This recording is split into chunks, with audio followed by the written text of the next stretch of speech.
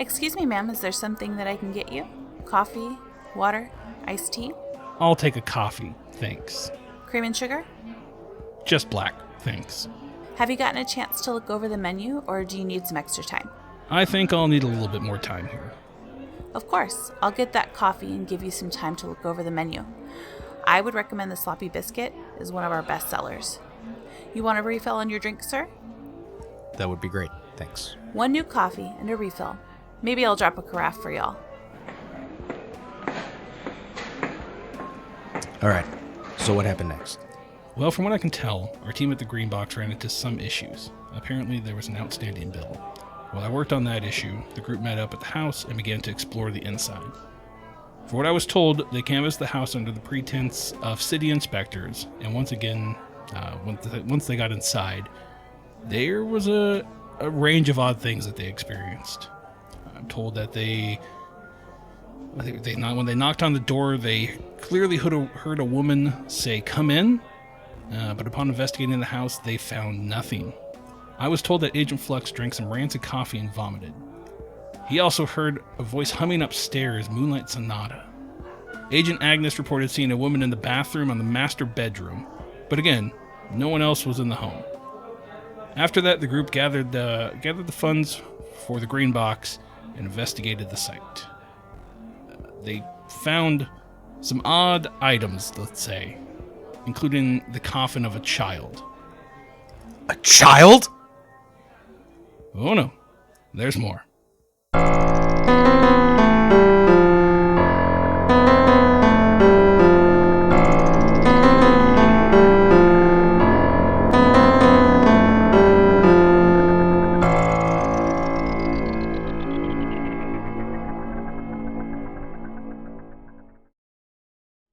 Welcome to episode 3 of the Dark Thoughts playthrough. We are the Chaos Engine. I am your handler, Chris. Probably should start using handler instead of DM. It's all the same. It's all the same. Only the names will change. It's a good reference. Yeah, it was. And yeah, we're gonna hop into this bad boy here. Let's go around, introduce ourselves real quick, and then we'll get into this session here. I'm Tyler. I'm playing Levi Stafford, a.k.a. Agent Strauss. Hi. 私はミシャちゃん。 Damn it, she did it. It was bound to happen. All right. よろしくお願いします All right. You did it. Now, who are you? Who are you so people can know who you are? You're not Hi, for Japanese fans. I'm Misha. I am going to be playing Alistair Circling. It's kind of an anagram for Clarice Starling, and my character's kind of based off of Clarice Starling from Silence of the Lambs, and yeah, that's the inspiration. I am Cody. I'll be playing Eustace Finnegan, a.k.a. Agent Acid Reflux, a.k.a. Reflux. My name is Jake. I'll be playing Agent Jim Duffy. I'm just putting dice in my dice box here, so that's what all that noise is. I gotta get my sweet dice out. My Let the dice fall. There we go. Okay, well, I want to start this episode off with fixing some fuck-ups from the previous 2 that we recorded. A little peek behind the curtain here. We sometimes do batch recordings because we all have busy lives and shit going on, and so it's easier for us to sit down and record a couple episodes and do stuff. So there might be check-ins like this occasionally every so often as we fix some of the issues, but I figured at least these first 2, it's really important that we get a solid foundation for what you guys know. And I don't want that way we can just clear the air with any sort of confusion, because I fucked up some dates and I will fully admit that. God damn it. So Yeah, I was actually going to ask you about this because I was I'm looking sure. at my notes and this doesn't make any sense. I know. So yeah, so basically here's the things I wanted to clarify from the first 2 episodes. That Yamila bought the house in March 2016. She lived there until her death in January 2017. I wrote down November 2016. Yep, that's why I'm changing all these. March making sure. 2016 until when? January 2017. That's when she died. Gotcha. She became a recluse. I think you guys heard about that. In about October 2016 is when she started disappearing from town, public events. There is So right now, the current date is October 17th, 2017. You guys know that Agent Rutsack, which I used both names during the first 2 episodes, so from now on I'm just going to use Agent Rutsack to avoid any sort of confusion on, as we're trying to figure out these NPCs. October 17th. Cool. Agent Rutsack killed himself on October 2nd, 2017. You knew that he flew back into Seattle on September 27th, 2017, and that he was there. That's where he stayed until he killed himself on October 2nd.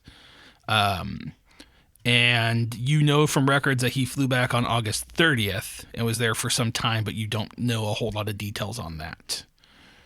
So, is there any other questions that you guys had before we start this off on information that was given? Just to reiterate, we ended last episode with you guys finding, going to the green box. You had to pay off the guy some money. You found a table, some mattresses, 2 shotguns, 400 shells, a partridge in a pear tree. The one thing that stood out, though, was a little tiny coffin. That's probably for a kid because it's about 4 feet long. Covered in recent dirt. Just a little 4-footer. Just a little 4-footer, that's all. That's your standard child coffin. Yeah, just a standard child coffin. Little child coffin. Our standard maple 4-footer. So I'll go through what you guys found again. There was an antique table, sofa bed, 2 plastic wrapped twin mattresses, 3 empty biohazard containers, 2 bags full of quicklime, 2 new shovels, 4 pairs of work gloves, a hat lamp. There was 14 empty quart-sized metal containers for gasoline with pour spouts. 2 empty gallon-sized plastic gasoline containers, 3 newly minted keys taped together in a piece of cardboard, and they have the 1206 Spooner Street written on them. There was 400 rounds of shotgun ammunition, 2 new Mossberg shotguns with serial numbers grounded off, various fake identities that look like they're for Agent Rutsack, including one as a Meadowbrook gas inspector and one as an assistant county coroner as you flip through them. There's a Nikon F36 telephoto lens, a Nikon reflex camera. There are some notes, like a notebook there. The remains of 24 burned photographs. And lastly, the piece de resistance, a crumbling 4-foot-long wooden coffin covered in recent dirt. I know where Alistair would start, but... Well, yeah, let's get into it. What's going through your guys' head? You guys are standing in a storage unit. What time of day is it? Do you say we made it here? Nighttime, right? I think it's nighttime. Yeah, we'll say it's like 9 p.m. Gotcha. What's going through your character's head as you guys are just sitting here in this storage unit in Ellensburg, Washington. There is clearly some grave robbing equipment here. Yeah. There is a dug up grave, a coffin. There are some shotgun shells, a lot of stuff for gasoline. So we kind of are, looking kind of catalog and everything. Is the coffin we went through the list coffin last, but was that like we opened the storage unit and it's right there? I feel like that's the thing that would draw your attention. Okay. So yeah, it's not maybe it's hidden behind. Yeah, maybe it's like set on the mattresses or something like that. Yeah, but it's in clear sight and it's closed. We haven't opened. It is closed. We just open it, see this. The first thing through Strauss's mind is basically like, oh, what the fuck. But he'd if it's on top of the mattress, special forces guy, and he opens it and sees a coffin. He's like, "What the fuck?" Yeah, I mean, I didn't expect to find a coffin, but if it is up on the mattresses, I don't remember which of you two is like the more physically fit between the two. I'm a pretty big guy. Okay, but I'm older. Scrawny but fit.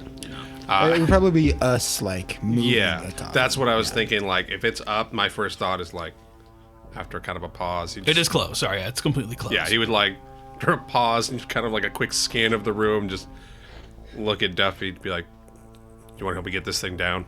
Just we need to open this. At least that's his thought. Okay. First, if we're gonna do this, for whatever reason, I'm gonna put on a pair of the work gloves. Perfect. Smart idea. Yeah. Don't leave fingerprints. Well, these guys are messing with the coffin agent. Well, her name's Alistair, but her code name is Agnes. She'd be drawn to the camera. Okay. Automatically. Okay. Good call. Gonna grab the photos and start flipping through them. Well, I will say that she does know that it is film based, so she wouldn't open it up and ruin the negative. She would roll it up first and then open it up to see if there's film. Yeah, Chris. No. Well, no, don't I try mean that one. there are photographs there. The They're burned burned one. photographs. Yeah. Yeah, I mean you could still see, like, if you looked at them, you could see things in them. But okay, what's Reflex doing while they're doing this? Yeah, well, first thing I want to wonder is, are coffins inscribed, or is that not a thing? Like, do they have like a name? I on don't there? think that's You a got thing. right? if you guys see, there is like a little silver plaque. Good on job. it. Nice. Good call. There is a silver plaque. Is But you there- gotta get closer to look Is at there it. dirt on the shovels? I would say so. Yeah, they're newer shovels, but yeah, one of them has dirt. So here's okay. You said one of them has One dirt. of them has dirt. This entire time between last session and this session, have been racking my brain as to why there's two of everything.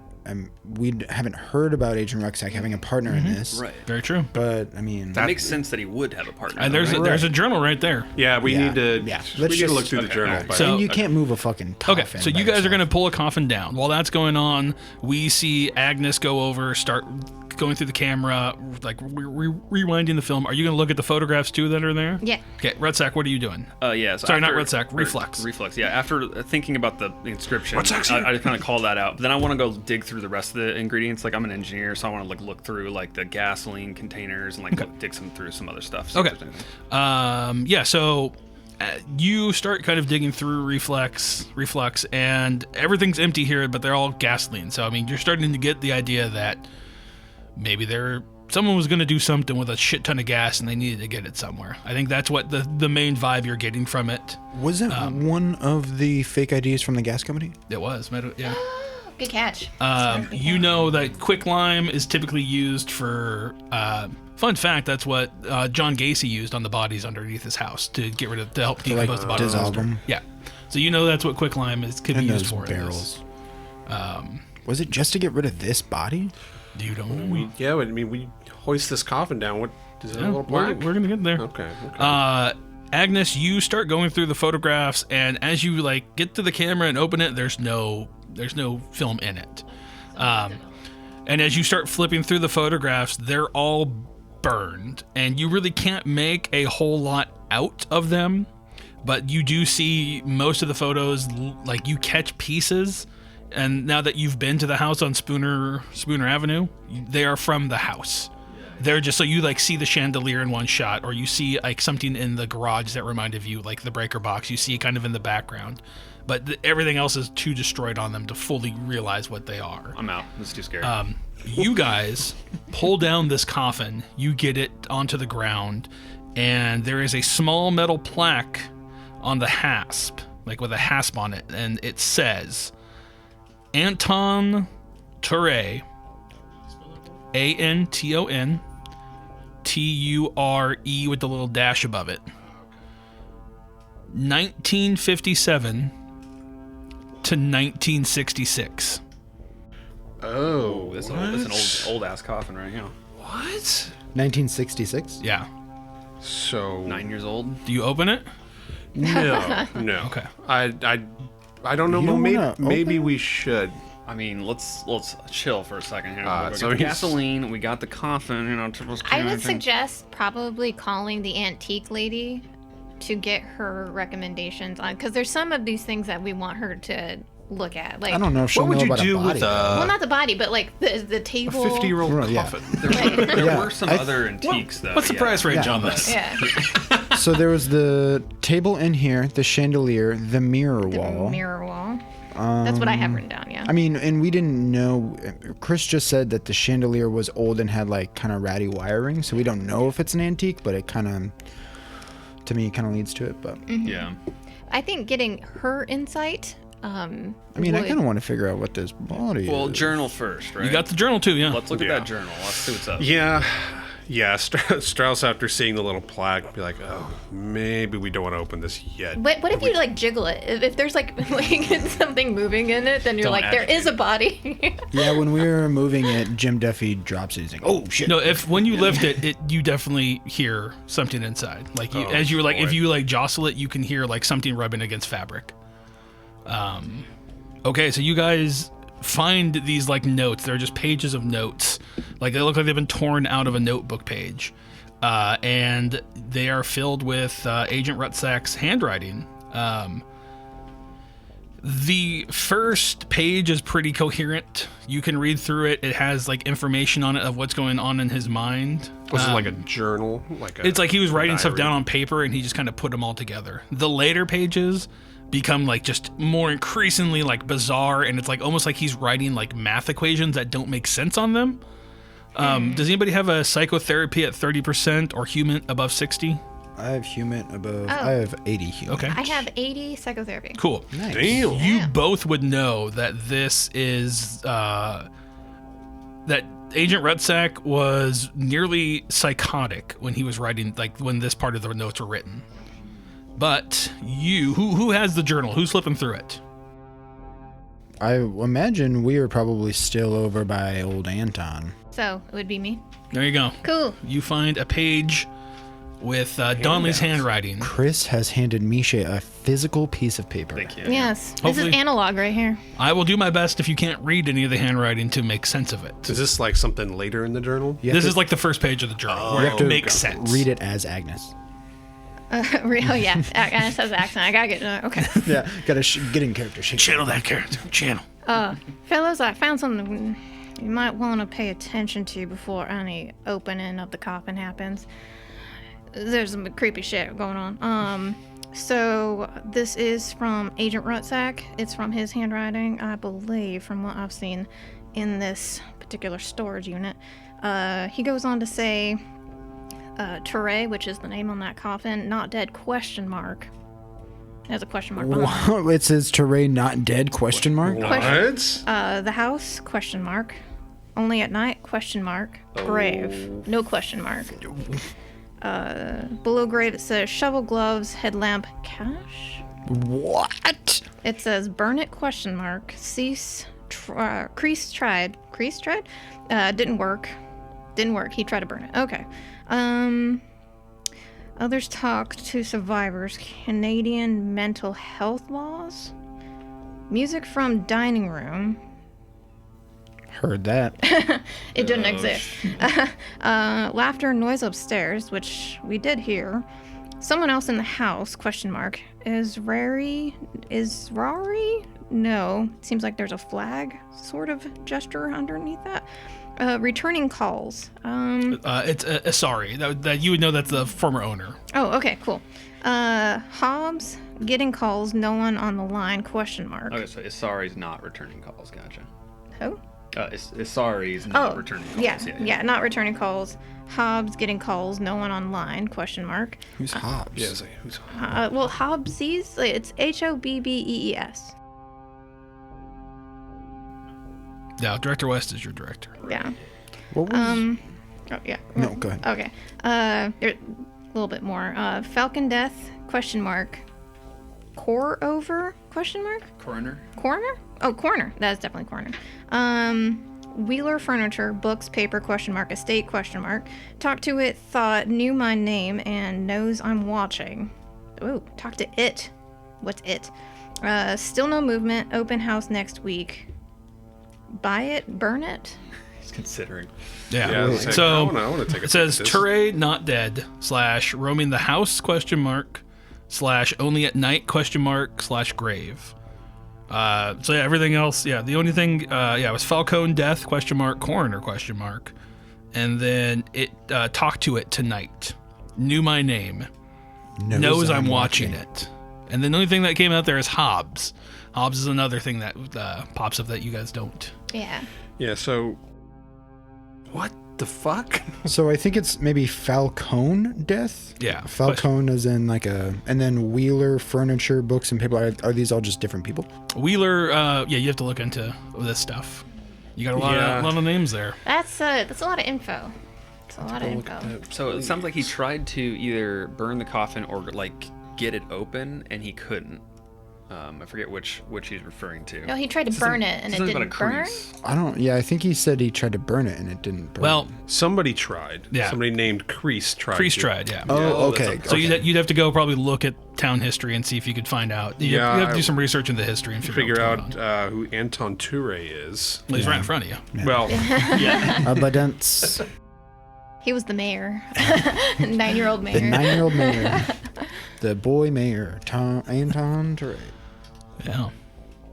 So that's what you guys find. Yeah, that's fucking insane. That is crazy. So yeah, I say we leave it closed. But so here's my thing: is tried to talked to it tonight. Yeah. Knows I'm watching. Yeah. There's a dialogue there. And this is the first page? Yeah, that's the page that makes sense. The first. Whoa. Okay. So I guess Rutsack one was form of investigation that Agnes would want to say is this is an older camera. I don't assume that just any old place could develop these particular pictures, and they must have been developed recently. Is there a way that she can go see what places in town would develop this kind of... Yeah, I mean, it's late, so you could do that in the morning. Okay, cool. I will say you find, digging through there, you do find a name on one of the other pages that just says Calvin Hobbs. Calvin Hobbs. Okay, and maybe an agent name. He's a fan of the Sunday Funnies. Because he's in the section where it talks about others, talk to survivors, Canadian mental health laws. So, like, is he saying that there might be survivors of the house or something? And you're not quite sure. You probably have to do some research into the history of the house, you're thinking. Yeah. We should go to like a Denny's or something. Ooh, that's what you There's a do. Perkins. Yeah. Perkins is on the other side of town. It's basically Denny's. Nice, I love it. So, you guys can also go back to your hotel rooms and kind of chill out there. So we, there were 3 keys? 3 keys. 3 keys. Strauss definitely takes one Okay. and kind of like turns through to the the one. house. Yeah, like who wants to carry these? Like, got 3 copies of the key to the house. Who wants the other 2? Agnes will take one. And they are the same key? Yeah, It's all same it's key. to the house. Okay, perfect. I'll take one as well. Okay. Just to make sure who's got them. At some point, when we have more information about what's going on, we should probably try to go to the house at night. If you want to die. Is there anything I can do to like look? I mean, now I am assuming that Agnes like kind of tells us, like, points this stuff out to us. I mean, we're looking at something that says Toure, not dead, and the coffin that says Toure on it. Can I? Is there anything I can look at to see if it has been opened, or does it look like it's? Oh, it's still been new? opened. Obviously. Yeah. Yeah. Oh, You could see there's probably like a couple pry marks along the side. Okay. Looks like it's been opened. so open from the outside. All right, cool. Nice. Good call. Yeah. No, you haven't seen the That is inside. important. Okay, yeah. So, Do we want to open this? that's where the claw marks are. Oh, shit. Since when did opening creepy coffins that have been dug up prematurely, and prematurely you never dig a coffin up, is like a good idea? I don't know if it's ever gone wrong for anybody. Yeah. Yeah. I mean, Strauss doesn't watch horror movies. He's no context. It's always a good idea. I think we do it. we're gonna Open it. Okay. Do you want to open? Roll for initiative, bitch. Look at Jim Duffy in the eye. You trying to open this fucking coffin? He's looking at like maybe. The question We is, might need to. Are we sussing or are we bussing? Are the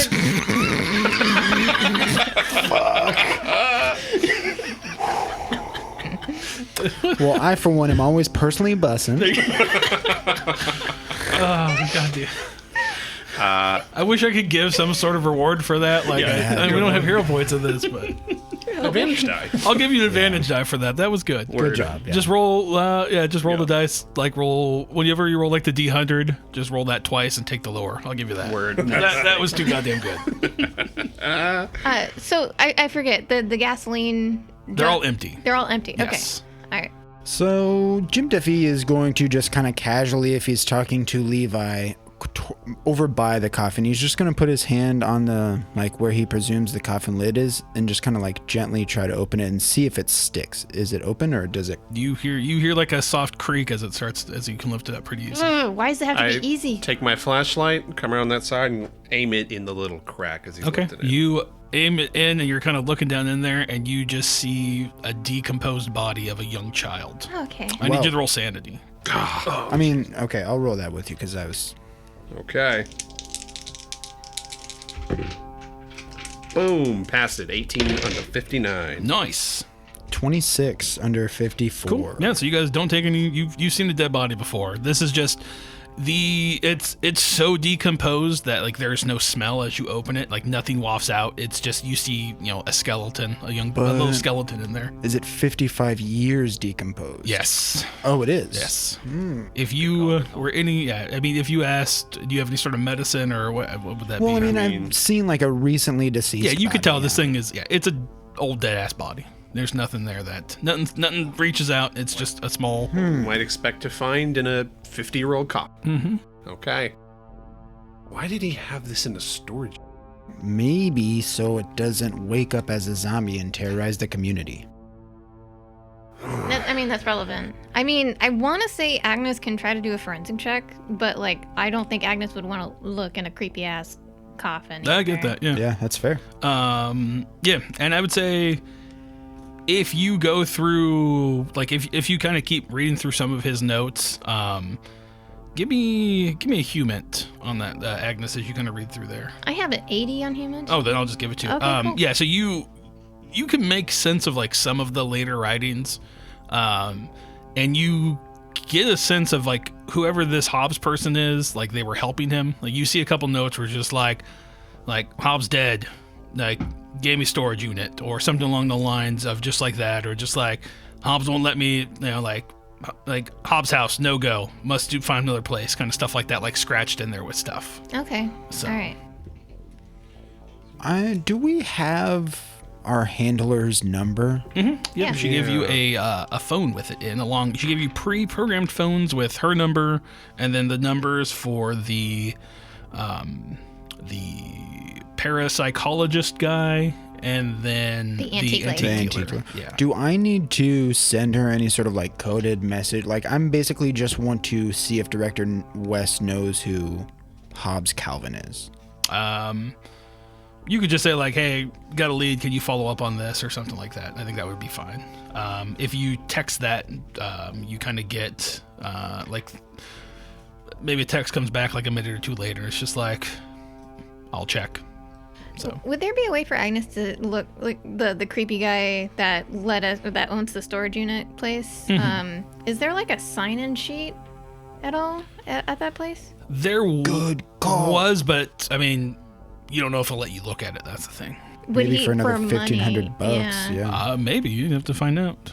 Agnes would probably go and ask him that. I think by this time it's probably closed. Like they've gone Closed? home for the day. Oh, okay. So, because I think all of this probably takes like an hour. So it's probably like closing on 10 o'clock now as you guys are digging through all this and really It's a good time to be digging through coffin things. burn. It's coffin hours. Does one of the mattresses look like it was being used? Nope, they're completely wrapped. Gotcha. They're That's wrapped another in strange plastic. thing. Yeah.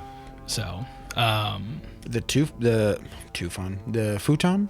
Sofa bed, does that sofa bed. Yeah. does that look like it was used? Yeah, I mean, no, everything here just looks like a mixture of like it's from someone's house and then like kind of newer stuff. So. Okay. Okay. Question: do they have a guest Wi-Fi, and can I try to hack the sign-in sheet? Ooh, good question. Let's do a luck roll. Nice, Let's man. see.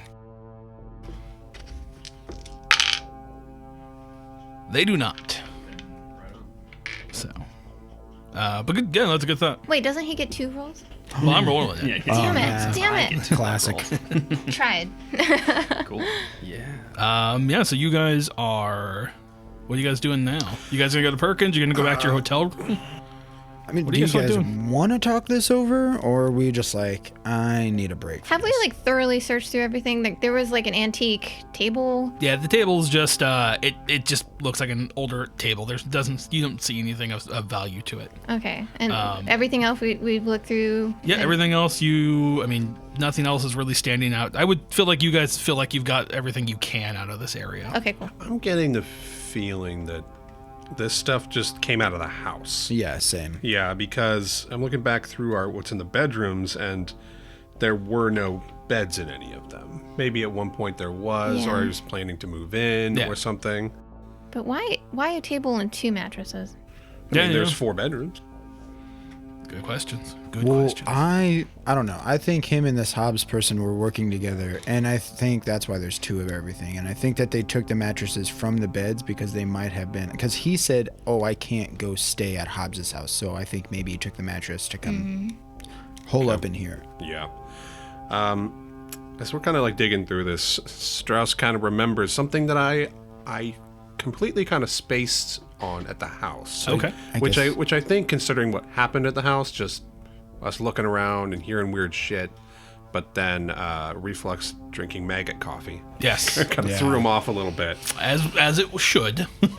I mean, he'd be thinking like this something still doesn't sit right with me at the house. I want to go check something out Tonight? tonight. Because what You want he's Chris to kill you thinking early? that I It's a habit in these games. Yeah, it happens. What he's thinking is, I don't believe we ever checked any closets for like entry to a crawl space. You did not. And I mean, he clearly heard people, thought there was somebody in the house. So he still thinks there's somebody in the house, and he did not check for a crawl space above that upper room. Bonus room was like the converted attic. But So I'm if also- there's anything higher than the attic, I don't know. That sounds right to me. There were walls. I mean, it was kind of walled off. So yeah, I mean, there was a closet on the first floor. There was stuff Because like I'm that, thinking, so- like, I'm definitely down to go. I just want to, like, go in and check the ceiling of every closet. Because, like, in my old house, we had a little entry in one of the closets to an upper area. Sure. Who knows? Just feel like because we it's a can- converted attic, maybe doesn't mean there's nothing above it. We can check in the morning and get 8 hours of rest and then be at our prime peak, too. Well, it's not going to take very long. Well, yeah, mechanically it's just for recovering like will points, I think. Well, I mean, I'm not spending. I don't know. I'm not spending all night. I'm just gonna like pop in real quick, take a quick peek. I mean, it's a haunted house. Nothing's real quick, but Because I do like, I don't know. I just watched that episode of Bob's Burgers where Bob finds the hidden wall behind the restaurant for like I've never seen bootlegging. it. I know of the show, but I've never watched. Oh shit, it's really good. So yeah, maybe there is like a false wall or hidden dungeon upstairs with someone chained up. no, you know? like Who all these knows? things you're saying, like false and hidden, are really great to see better in the daylight. No, I mean, Agnes can go home. Agnes doesn't have to go. Yeah. Yeah, they what wanna do if Levi and Jim Duffy go on to Perkins and maybe get a coffee? And Agnes Agnes would take all the paperwork and probably go back to the hotel and try to do study, and research. study. That's what she would probably do. Okay, Cause she ain't dumb. that works. Everyone take your headphones off, please, except for Cody. Hey, Cody. Hey, what's up? Hey, so we never talked about this last time, but We didn't. when you rolled and when you first got to the house, you critically failed a willpower roll. So your character wants to go back to that house. That's all your character's been thinking about as you go through all of this, is just like, I need to get back to that house. So as soon as you hear them mention this, I think you're going to go by yourself, like you're find an excuse to go on your own, or you'll offer to go with them, but you want to be back at that house. I was gonna say Reflex doesn't want to be alone tonight, and I think I found a reason. Yeah. Okay. We got two folks going to Perkins to get some coffee. Agnes is going to go back to the hotel room, get her stuff together. What is Reflux going to be doing? Reflux seems like I was really relieved to find out that y'all were going back tonight. I want to go back. Like I'm down to go back. Go down to join us. Yeah. Okay. I'm like excited. Yeah, Strauss is pretty much just like, it's just it doesn't sit right. I don't know why I didn't think about that while we were there, but we need to check. There's got to be an attic. Somebody is there. All right. And is Reflux normally like an excited person, or I mean, you're a pretty high-strung, almost like a fidgety. Yeah, pretty. Yeah, I'm So- suspicious, paranoid. We probably wouldn't even notice that you're acting Yeah, excited. Yeah. It's more like I jumped at the bit. I was like, oh yeah, I'll go. Cool. Okay, cool, yeah. All right. So, Backup. Misha, Got backup. you want to go upstairs?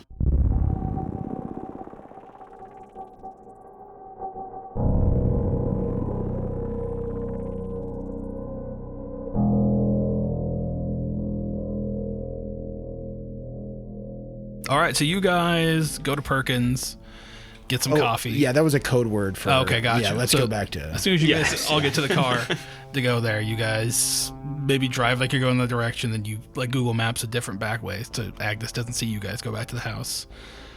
But you guys pull up, and you guys see the house is just, it's there. Did you guys never turned the lights off, right?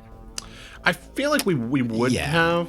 Maybe we didn't specifically say it, but like I wouldn't have left them on. Because I'm gonna Okay, be cool. low I just key. want to make sure. Yeah, Yeah. I don't remember anybody saying anything, but I'm fine saying you guys turned everything off. That's not something I thought to say out loud, but obviously it's like, I don't want nosy neighbors. and yeah, like, yeah. exactly. Yeah, so you guys pull up and you walk up to the front door, and is there like any hesitation or anything? You just I want to listen at the door. okay. You listen at the door and you don't hear anything. Yeah. Okay. Turn back to the other two. You guys ready? Okay, so now that it is nighttime, I am going to have my pistol out. Oh, same. Yeah. Absolutely. Yeah. And then does Reflux have a gun? I do, yeah. Okay, cool. Okay, yeah, you guys open the door and Put the flashlight in one. Like, Yeah. I mean, imagine I would unlock the door and immediately put the key away and pull out my flashlight. So it's like gun and flashlight. gotcha. And you kind of shine across into this foyer. Yeah, so you guys enter into the kind of the foyer. There's a closet right next to that, kind of off to the side there that you can see. Doors are closed. You're talking that little, in the northeast. Little alcove in the northeast, Alcove yeah. with a Yeah. mirror in there, correct? There was a mirror on the door, yeah. There. There's a mirror on the other side of it, but there is a mirror in there, yeah. Okay. As I step in, I'll just loudly, is anybody in here? It's like kind of like not yelling, but Right. kind of like project through the house. You just hear silence. Then I want to start. Oh God. It's like a spaceship. It's Yeah. Like a derelict spaceship. Yeah. I mean, so his entire goal is specifically like I want to go room by room again, sweep it, and then like I'm looking in the ceiling of every closet, just thinking like, or maybe the whole ceilings, but I'm looking for any kind of door, any kind of entry to a storage Hidden space. compartments. So you go to the closet, grip the handle, turn it, open it up, and you see there is just like loose objects from all over the house in this closet. Wait, in the foyer closet? Yeah. Did we look in that before? No. Oh shit. Okay. You see there's like a orange juice carton. What? There is some ripped up magazines. There's like shredded clothing. The orange juice carton smells rotted. Like you don't know how long that thing's been sitting there, but it just smells horrendous. And as you open it, this waft just like comes out of there and everything. I need everyone to give me a sand test. Give me a sanity roll. Sanity. Yeah. Fail for Jim Duffy. Oh Failed. boy. Just lose one sanity. Thank God. For a second, I thought that was a critical failure. Just a regular failure. Okay, just 96 over 50. One sanity loss. Okay. Success for Okay, reflux. you don't lose anything. Yeah, as you just kind of, this stench kind of overpowers you as it wafts into this area. And just, yeah, it smells horrible. Okay. And you said like it's just stuff from all over the house. Yeah, in there? just, it's like shredded clothing, like Weird. like newspapers. It looks like almost like a rat's nest. Right, like a nest Yeah. is what I'm thinking. Yeah. But you shine your light up, you don't see any hatch or anything on the top. Okay. And then I want to go around the corner to the left. Oh, I have a quick question. What you got? What's the expiration date on the orange juice jug? Ooh, good question. It is 2016. Okay. And it is currently October 2017. of 17. Yeah, like it probably, you look at the date, it's like, 5/2/2016. Right, yeah. So That's interesting. So that's when Yamila was here, or what was her name? Emilia? Yamila? Yamila. Yamila. So you're gonna go to the left into the den. Yes. Okay. There's no closet area in the den, and he's. My goal is to slowly creep into bedroom number 2. Okay, yeah. There's nothing here that is. There's no den. So you're gonna head towards number 2. Correct. Okay. Let me make sure I get that on to the sheet there. Okay. Yeah, you get into this room. As I said, this looks like it was once a child's room. It looks as if there was like it was in the midst of being redecorated when the house. Half walls are painted Yeah. with ships at sea. Exactly, and there's just a stepladder, some old paint, and like some tarps are laying here. What are the other two doing? Are you guys just following him as he goes into it, or what are you guys doing? Yeah, pretty much. I'm just looking around. Yeah, I imagine that he's probably worked on like a task force with some of these like special ops guys, and Okay. he doesn't really know what he's looking for, but he knows that Levi knows what he's looking for, so he's just gonna back him up. Cool. Okay, cool. Yeah, so you guys go into the room. You kind of just step on, you're flashing your, scanning your flashlight back and forth. And you hear the closet door shake as if something like hit it from the inside. You like hear like the audible like, Oh, no. and you see them shake. Like, pull my flashlight, pull my gun immediately. up. Who's there? Yeah, no. I'd also You, like to try a light switch just to see if it still works. Yeah, you turn on a light turns on. Okay, cool. Okay. Good call. Yeah. Is the you- closet door closed? It's like kind of like an accordion style. There's like a track.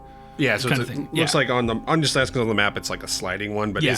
is it closed? It is closed. Okay. I definitely heard something in there. You heard, like something hit against it. gonna And so open you shine your light Yeah, on. like I sweep wide into the room, like basically in the southwest corner kind of area, just getting into the room, seeing how much of it I can see, but the whole time aiming my gun, telling again, come out of the closet. Okay. You start to walk towards the closet, like both of you like creeping forward. You're gonna go open it, right? That's what you said there, Duffy? If I hear somebody in the closet, he's immediately going to go, like, no warning, go open up the closet, gun in the closet. Okay. Well, I'm thinking maybe I would stop you from just straight up like driving in front of it, but like you can slide No, it. yeah, while of course, you, yeah. I mean, So- he's like cleared houses and Right. stuff. Yeah. So you walk up, you grab the door, you slide it open, and you both see a tiny little red ball roll out. Jesus. Okay. He shoots it. Jim Duffy. Yeah, so you open it and you just see this. Has a gun. You see, this red ball roll out. Jim Duffy, you're right there, right? You're gonna look inside. Yeah. All right. So Tyler, Yeah. and Cody, please take your headphones off. Because he definitely thinks there's a kid in there. Yeah. Agent Duffy, you go up to the door, or you see this ball roll out. You quickly pop around in there and you point your gun.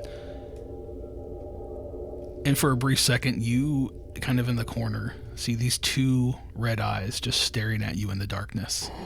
Like they look about the size of a small child. And then they just blink out. I need you to roll sanity. So they left. They're Yeah. gone. Pass. 31 under 53. Okay, don't lose any sanity. Take your headphones off. Cody, headphones on. Nope. Tyler, keep your headphones off. Oh shit! A challenger approaches. You are sitting there, reflex, and you see this ball roll out, and you see Duffy pop in there and take a look, and you see, you look at the tarps on the floor, and you start to see a child's handprint kind of like appearing alongside of it, and you're kind of watching it, and it kind of goes from the tarp and then it goes onto the wall and you're just kind of frozen, and then it gets to the door into the bedroom. You guys are staring at this wall, staring at the door. You got your guns drawn. You see Duffy pop in, and all of a sudden you hear the door to the bedroom door just slam shut. And you guys whip around and there's nobody there. Jesus Christ. So after this, I mean, Strauss like, what the fuck? Like, I try to peek in. There's just a ball in the closet. Just a ball in the Look at closet. the ceiling. Nothing. Jesus. He immediately is suspicious. Like, just quick check and goes and rips open the bedroom door and, like, looking down the hallway. Who was that? You don't see anything. God damn it. Well, he's a little shaken. Yeah, Jim Duffy, gun sort of at like a 45-degree angle pointed at the ground. He's going to be like, yeah, there's nothing in that closet either. Yeah, I guess I'll report what I saw. Okay. I before that door closed, I saw handprints on the tarp, like they were crawling, and and then they like left What? the tarp and like went onto the wall. You saw handprints on that I saw tarp? handprints on the tarp. Okay, I didn't want to panic you fellas, but I saw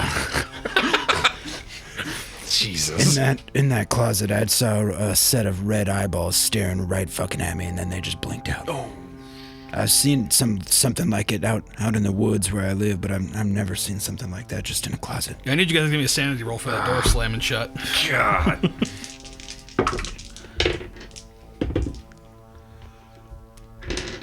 Ooh, Fail. failed that. 90 over 54. Success. All right, you lose all those who failed. You just lose 1 sanity. It's nothing compared to maggot Dude. coffee. This, True. Yeah. the slow sanity drain, I Right. think, is going to really be the killer. Yeah. Meanwhile, Agnes is listening to Imogen Heap in her bathtub right now. Why'd you have to be so cute? Who can impossible say to where the ignore you. road goes? You know it's that. You know it's in you. Yeah. God. Only time. yeah. She's like, I just freaking love this. Just love it. calms me down after a stressful day. I can't tell you another Enya song, but Yep. so what do you guys do? You guys are staring down this Jesus. hallway. This door just slammed shut behind you. You turn around, flasher, like everybody turns. I think it'd be you, Duffy. Sorry, Duffy. You're more towards the and you're by the closet. So I think we see kind of a shot from down the hallway as Levi throws open this door, shines his light. We see Reflux with you just see like two flashlights, almost like car head beams shining down. As you guys are just staring down this hallway and there's nothing. Jesus. Gotta keep going. Yeah, it's just like it's got to keep going. And this time, it's a little more hurried. Yep. So Like- bedroom 3 then? Yeah, he's thinking bedroom 3. I mean, if he doesn't see anything down the hallway, No. it either went to the den or it went into bedroom 3. So Levi is still trying to rationalize this as there is a person here messing with us. yes. Okay. That makes sense. I mean, after you tell him you saw like red eyes, Right. like must have been trick of the light, something. Sure, Somebody here. Because he hasn't actually seen anything weird. The only thing he's heard is Our encounters Yeah. in a door. and the voice when we first got here. Right. Reflex is like, do me now. Okay, all right, explain the tarp. Do me now. Explain the time. I was playing tricks on you guys. Okay, I don't know. I'm going in this room. And he's And like, maybe Jim Duffy will like put his hand on Reflux's shoulder and he's like, maybe there's something in that coffee. Maybe you had something earlier that's just messing with your system. I've never had something like that. I've had with MDT. There's nothing compared to that. All right, you guys go DMT. into bedroom Actually, 3 don't and go to look at the sliding thing. yep. Same deal. Is it closed or is it open? Yeah, you guys. So remember that this room, it is a small bedroom. It adjoins the hallway. It shares a bathroom with bedroom 4. It's plain and empty with an old, ratty lime green rug in the center of it.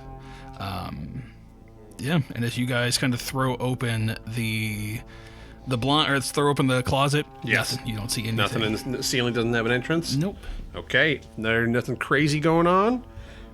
He wants to. Was there a closet in the bathroom? No, there wasn't. Okay. Make sure there's nothing in room 3. He's gonna go into bedroom 4. All right, so this is another small bedroom that adjoins the hallway. It shares a bathroom with bedroom 3. It's just plain and empty. The carpeting has been removed, and there was like wood tack strips that kind of held it in place. And so yeah, you guys enter into it, and you guys come through. Sorry, cool. Yeah, so you guys are looking into the closet. This one's open, so as you guys are looking into the closet, Okay. you don't find. There's nothing. There's no. Yeah. No, and Whoever it's it is just moving real fast. yeah. Yeah, you guys are just kind of there looking, and then Cody, can you take your headphones off? Plug your ears, please, too. Strauss, Levi, Duffy, as you guys are in this room, kind of like flashing your light around, you start to hear like a squeaking noise coming from the bathroom that you guys. I don't know if you guys went through the bathroom, if you came through the hallway. No. Oh, well, I would have come through the hallway, but Yeah. if we hadn't clocked a closet being in the bathroom, earlier today, yesterday, he would have skipped the room. Yeah. So you guys just hear like it sounds like somebody like running their finger along the mirror in the bathroom. He Yeah. immediately just, what's that? Bolts. Yeah. Like We'll go check it out. Okay. Yeah, you see Reflex, you see Duffy and Strauss kind of look both towards the bathroom and then walk over to it and fling open the door, turn on the light. Nothing. There's just the mirror's just there. This must be something in the pipes. Something's in the walls So between the floors. yeah. But what do you Gotta guys? be something. So, this is real life Jake talking. My girlfriend has the ability to just not think about things and just like change her mind and attitude to something completely different. And I've never experienced that in another individual. Just like the willpower that strong to like not let this thing bother you. And I'm really trying to base Jim Duffy off of that. So I think he's really just like, whatever is happening, like I will deal with that later. Like I'm going to compartmentalize this. Like every paranormal thing, I'm just going to put that in this closet in my brain and just get through this house. Nice. Yeah, but yeah, you guys walk into the bathroom and there's nothing. And that's at that point, Strauss would be like, they must have gone upstairs instead of going into one of these rooms, and he's gonna start marching his way. Well, do you want to go upstairs or do you want to go to the master? He wants to go upstairs, but now that I'm like looking at the map, it probably would be smart to check the utility closet and the master bedroom. Garage. Was there a? Oh yeah, you know what? A garage. Well, that's the a garage good- was just- new construction. So I Oh don't yeah, know. it used to be a porch. Yeah, so I don't know if there would. But why did they build it? Oh, good question. You know, it is all good places to check, but I think he would start with like, I mean, Chris, you let me know if I need to slow down. But as soon as like there's nobody in the bathroom, Strauss is rationalizing it like, okay, somebody went like upstairs, or there's another entrance to like a crawl space, and he's gonna like jog basically, kind of speed, like power walk his way through the den, past the breakfast nook, and immediately look in the utility closet by the master bedroom. Okay, you throw open the door to the utility closet, and yeah, there's no hatch or anything. Okay, he's gonna go into the master bedroom. Okay, so this was another one we probably wanted to talk about. This is where Rutsack and The blood bomb. yeah, this is the blood bomb room. But yeah, so this room again, the suite features an odd, all-encompassing mirrors built into the walls, originally added in 1962. So this is the master bath. This is the master bedroom and the bed- bathroom.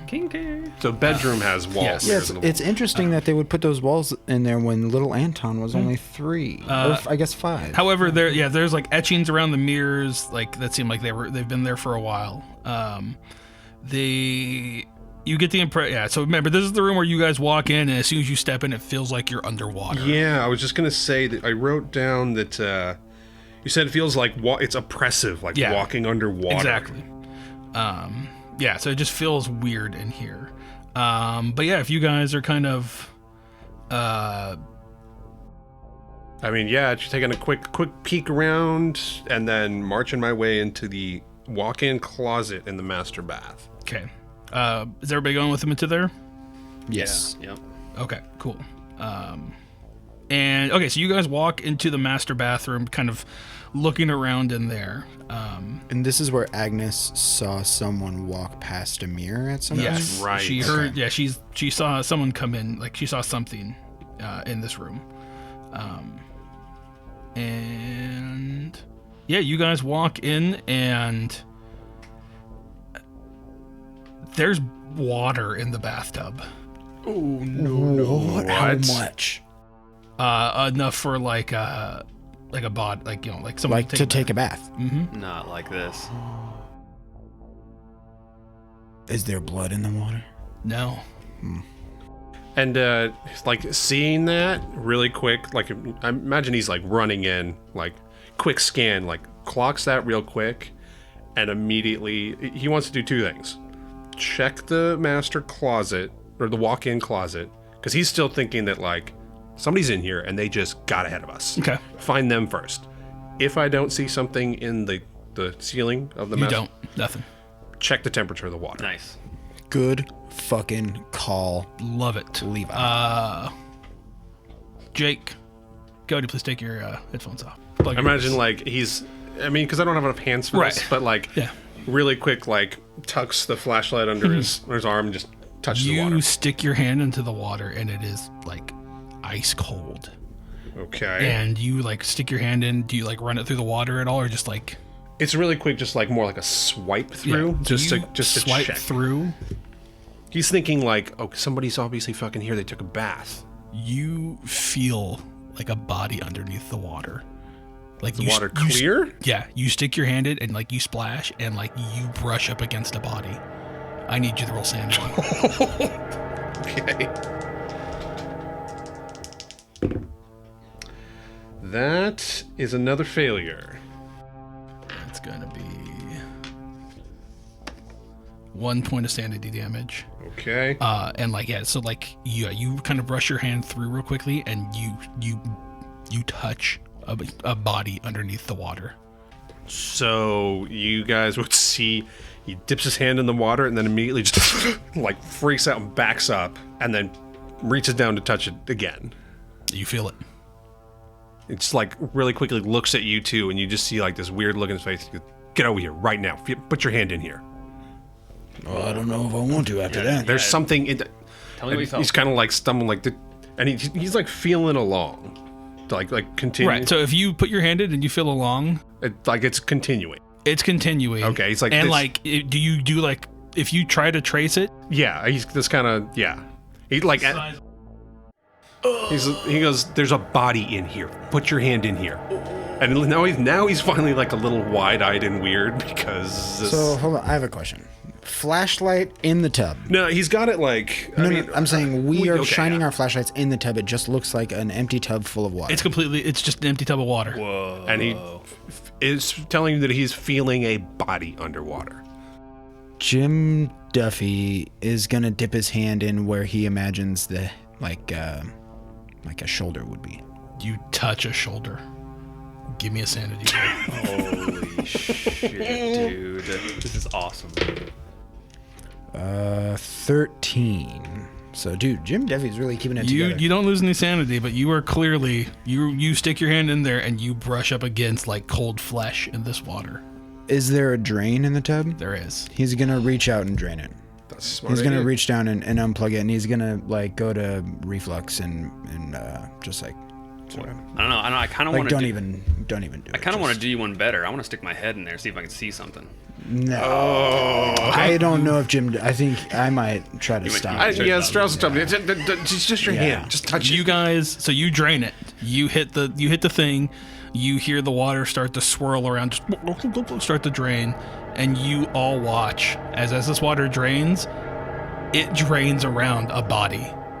No, I need all of you to give me a sanity roll. What? Okay, hold on. It is the size of like a 9-year-old Dude, child. I forgot we were recording a podcast for a second. What the fuck is going on?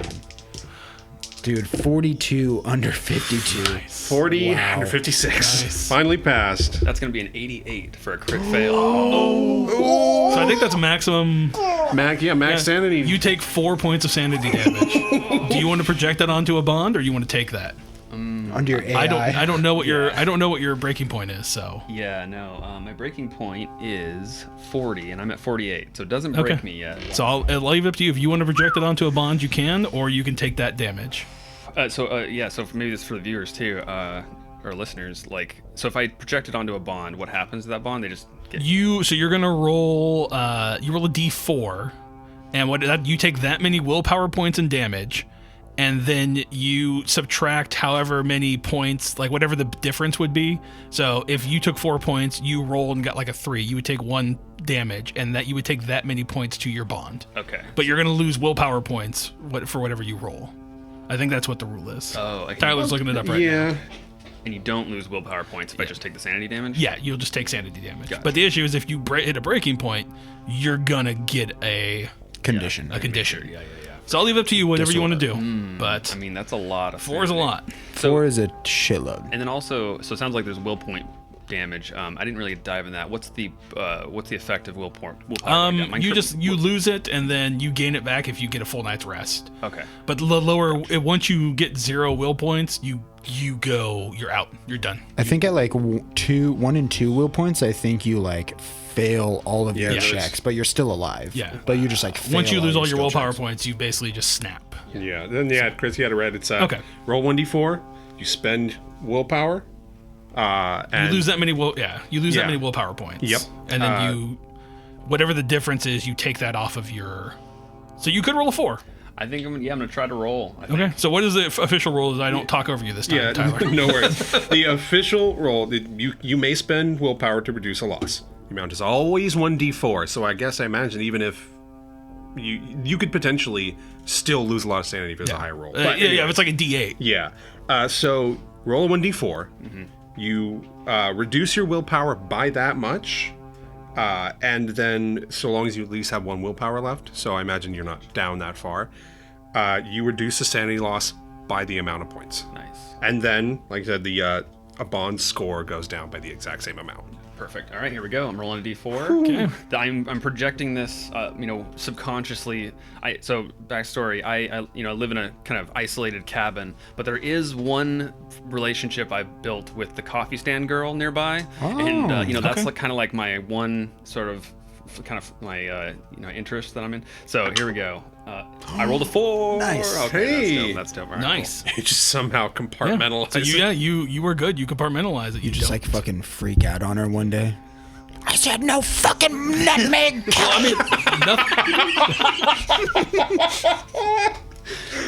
Oh my god. Cool. Amazing.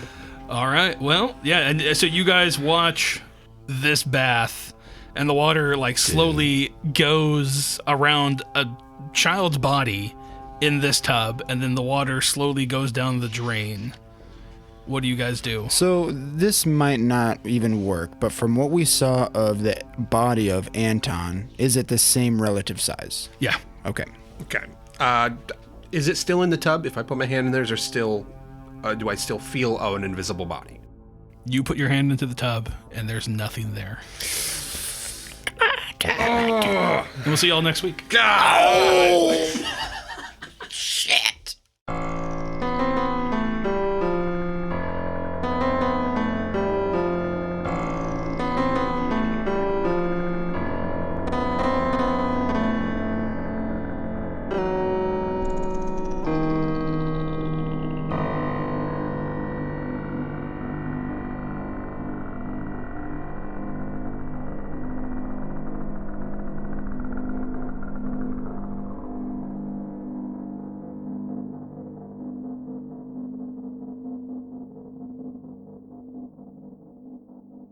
Howdy, y'all. We're back again at the end of one of these episodes, and this time we're going to be sitting down to talk with Misha. How are you, Misha? I'm doing great. I'm a little dehydrated, but overall, I'm all right. We got water upstairs. Yeah. We got a ton. For now, till it becomes a commodity. Aqua Cola. So, how did we first meet? Was it through the comic shop? It definitely was. Okay. Yeah, I worked at a comic book shop, and there was like a core group of customers that would come in, and the owner Paula just kind of had the base friend group, and then customers, and you were part of like the base friend group. Yeah. Yeah. I knew you, but pre-children, like You did. pre-dad Chris. Yep. Yep, you did. I still remember I'll never forget, it was the birthday party that was at the shop with you, Paula, and Rachel, when I showed up late and brought everyone 40s and forced everybody to drink them with me. Mm-hmm. And then you and I were so drunk that we were slapping each other on the forearm, just yelling, "Well met." Yep. That was, I felt like a Viking. It was awesome. Oh, and I was wearing a shirt that said, "Fuck you, you fucking fuck." Yep. With a pink tutu. Yeah. Yep. That was That was a fun day. that was a night. That was fun. I think this is the last time I drank a 40. Me too. I think that was. Yeah, so what got you interested in tabletop gaming? What made you want to try it? Well, I know. Well, one of the sole outlets of the comic book store was RPG books, and I know that my dad used to play D&D and forever, but he never played it with me, and I never got introduced to it. So one of the things that Paula wanted me to do was just to learn more about it, so that I have more knowledge base, how to sell it and how stuff works, and if someone's looking for a particular book, I would know if we had it or not. Makes sense. And stuff like that. And yeah, it totally made sense. And I think that's when she asked you to just run a small game, so that with a small group of people, just so I would get that knowledge base. Gotcha. And you did, and it was I think it turned out to be like a one shot. And that was Probably. when, like, with Barry, I think he was there. Yeah. it was. Fuck that guy. If you're listening to this, stop listening, you piece of shit. I think that was like either 1 or 2 times. And I remember like it was fun, like following the rules and stuff, and like making a character and everything. But like one of the things about D&D is just like don't take anything seriously because it's all made up. Yeah. And I think Barry just didn't. He took everything so seriously. But then like once he wasn't in the group anymore, then we just had so much fun because so much everyone was just like ragging on each other, and it was just amazing and fun, and we all just kind of jived together. And after that point, I was just kind of hooked, and I didn't even know there were so many different kind of RPGs that you could play out there. Oh, yeah. And that just opened up my entire world of really just awesome things to get into. So yeah, so last decade, I'd say my eyes were open. I owned way too many RPGs, and I will probably never play half of them. But I like looking at the pictures and reading rule. I'm really weird. Like I like reading rule sets. I love reading into rule sets and digging into them. Even if I won't play them, I'm like, this is kind of a dumb system, but I still want to read it. Like I'm just fascinated how someone connects like the map. I don't even know if people think about the map. Like I think everybody at one point thinks like I can make my own game, and so I've tried to do that, but I'm like I feel like there's math I'm missing here, and I need to pay attention to the math, but that's where I usually get confounded at. Yeah, like making everything congruent, because Yeah. you can't have something be so completely OP and have people take advantage of it, and then not have something else being developed as well. Right. People will find that outlet to mid max it. Oh, 100%. And, Yeah. and I'm talking about Cody here, and I full well know he's sitting next to me, but He's an optimizer. He Yeah. knows what he's doing. he does. Yeah, so our first game together was the first official campaign. First time I ever ran Pathfinder 1E, we did Rise of the Rune Lords with Cody and Rachel, Josh, and you. I think was the full party. Paula. And Paula. Yeah. Because Paula was the sorcerer. Yeah.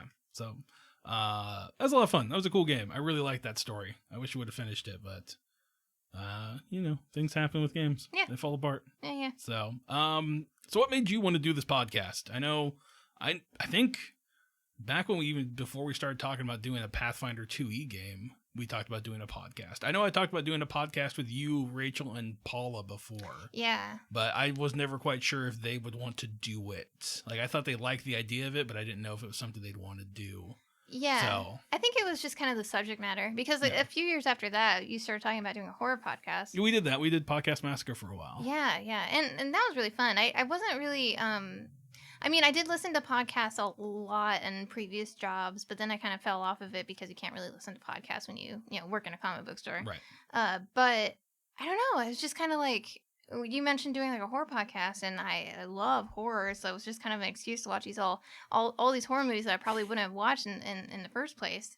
And then people's lives kind of took over, so that one, it lasted a few years, which was a lot of fun. But then you mentioned doing a Delta Green podcast, and that was like, I love the idea of getting back into having a storyline that other people can enjoy as well. And I really love the people that we game with. I think we really get along well, and Right. and it's so much fun when everyone's together and like discovering things. And like whenever it's like Pathfinder and then we have to fight, I always get like nervous sweats, and like I'm always like, well, how do I optimize this and like make it amazing? But then when it's Delta Green, it's just like I gotta think outside the box. I can do that. No rules. I mean, I've told you guys this many a times. Like, when I did the Pathfinder 2E game, my whole goal was, I'm going to take everybody I love to play with, and I'm just going to put them in a group and hope that they like each other. Like, I figured everybody's personality would mesh well enough, but, you guys are everyone that I love to play with. Like, if I'm ever running a game, I'm going to try to have one of you guys in it. Like, it's just one of those things. Like, it makes my time easier. It makes it more enjoyable. I feel like you guys give a shit. And like, that's the one thing any GM can ask for, is that, like, I want players who give a shit. Like, I don't expect you to remember every fucking thing that happens, but when you're there, be active, be part of the story, and like, make me feel like I'm doing a good job. Like, there's been games where I've run where like, I'll throw a big moment out there and it's like a fucking wet fart, and I'm like, Yeah. I thought that was gonna be pretty cool, but okay, I guess that wasn't very cool. So then you're just like, well, okay. Like, over the years, I've kind of developed a thing where I'm only going to put as much effort into a game as I get back from the players. Totally. And so it's refreshing to have you guys putting so much back at me where I'm like, I got to step up my game. I got to keep up. Like I don't want to like let these guys down because this is such a fun time. So. Well, yeah, I wouldn't want to put so much work into something and then reveal like, oh my gosh, your brother is actually your sister, and then like everyone's looking at their phone and like no one is like even reacting, and you're like, I spent 2 weeks on that storyline. So what drew you to your character concept once we got Delta? I guess I should probably ask, what made you want to play Delta Green? I don't think I asked you that one. Oh, well, I mean, you kind of like opened up our eyes on that one. I didn't even know. I don't do nearly as much research about new RPGs coming out as you do. That's safe to say. I would say so. But I think you really got my number. You know that I like horror. You know that I like RPG, and you kind of just showed us to it. It was a one-off, and like we spent like a good 5-6 hours just playing this one-off, and I was addicted. I loved. It was a very simple gameplay mechanic. I'm very bad at getting like all the particular rules together and like in a specific order and memorizing things like my other teammates can very easily.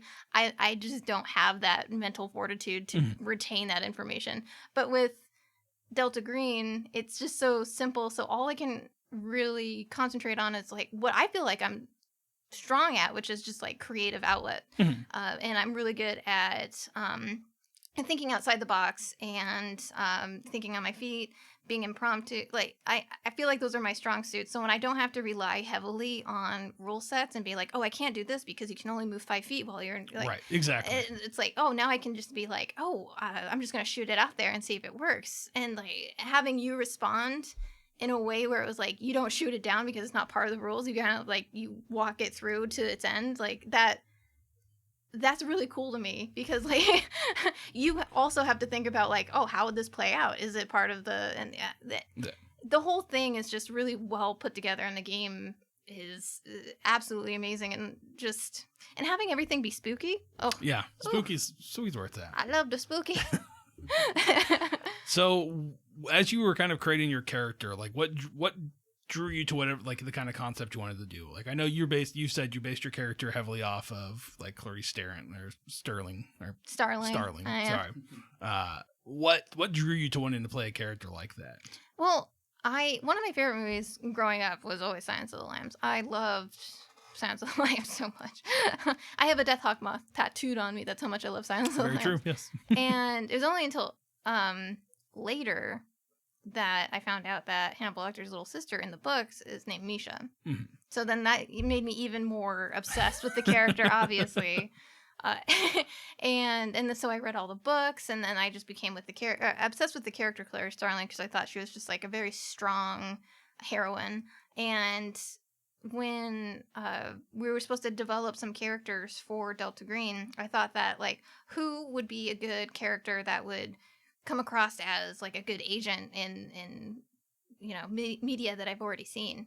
And Clarice Starling kind of just stood out to me because she's like always been strong. She's always been independent, thinking on her feet, and I feel like that would be a perfect Delta Green agent. So that's what I kind of based it off of. Yeah. Did you ever have a moment where like you had like the character evolved from what you were thinking in your head to like as you started putting it on the page? Like did you have things kind of planned out then as you started to develop this character and flesh it out more that you changed it, or were you always kind of kept the same path with it? I'd say like since the campaign is still pretty new, it's pretty much what I've pictured it to be. Until things start to develop more in the storyline, we'll see how it goes. I can see things changing and going away from the path that I originally thought, but that's okay because that's just creativeness waiting to happen. Did you like watch anything or do any other research to get ready for like inspiration for what you're going on? Did you rewatch Silence of the Lambs or Hannibal or anything like that? I have to admit, I do have a PhD in Hannibal Lecter knowledge. You do. I will give you that. So I already had a great baseline of what I needed to know. So I didn't do any extra work, but I did. I mean, it was like the bare minimum. Like I found out that lamb in Latin is Agnes, so I was like, "Oh, that's cool. Perfect. That's a cool ancient name right there." And then I did practice a Southern accent. You've been doing good. I'm It's not trying. super cartoony and like over the top. Like if I do a Southern accent, I feel like I'm just mocking Southern people. Yeah. Yours doesn't feel that way, so you're doing good. I really tried because I know like when other people they overdo it like you said. yeah. So I'm like I'm fully guilty of it. Every time I do it, it's just like, well, how do you do it? Like I feel like a fucking Tom the Jiggle. Like, there's YouTube videos on how to do every accent. There you so go. you just go to the I was working on an Australian accent because I had another man. character in Whew. mind. It's hard. yeah. I was like, I'm gonna annoy everybody. I How feel about like no? you always just like, at least I will like slowly just evolve into like, I'll go from like shitty Australian to just shitty British. Exactly. And I can't ever get back. It's hard to differentiate Yeah. between the two. Yeah. But I went with the safe route for now. But I know all Delta Green characters die eventually, so I'm not super attached. I have a backup, and then I have a backup for that There you backup. go. I'm Smart. safe. I'm safe. That's good. What do you like to do for fun? If Misha's chilling at home, what's Misha do for fun? I usually knit and crochet because I'm a 75-year-old stuck in a 34-year-old body. But for like, I love to do art. Yes, you are an incredible artist. Thank you. So- I try. I try to be better, do better, are better. And I do a lot of that for art. I like to play musical instruments when I have some downtime. I play cello and piano Nice. most of the time. And that's kind of what I do to relax. I should, do research on more RPGs just to be more well-rounded as a person in this I don't group. know about that. That's a deep, deep rabbit hole. Trust me. I am sure it is. It is. Yeah, you can find. I'll just tell you this. There's an RPG for everything out there. I'm sure. So I want to know. I had some friends recently discovered Chuck Tingle, the guy who writes all the like I got pounded in the butt by a microwave books and stuff like that. I did. I'm learning now. Okay, this guy named Chuck Tingle. He writes Amazon books. They're just like, like I got pounded in the ass by a 747 jet and stuff like that. They're just wild, like erotica. It's the weirdest shit in the world. But It's a strange thing. they made an RPG about his like the Tingleverse.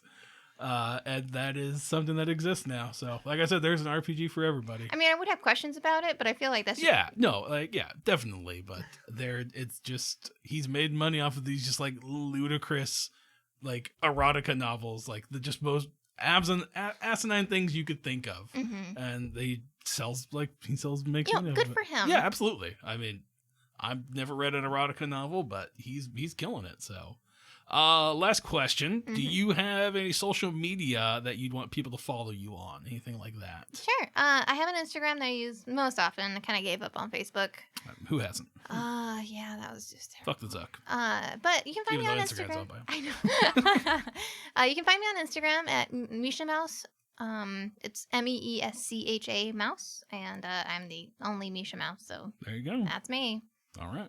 Well, thanks for being here, Misha. Thank Again, you. I'm really happy to have you at the table again and doing another podcast with you. So I always enjoy myself when we play. I do too. So laters. Bye.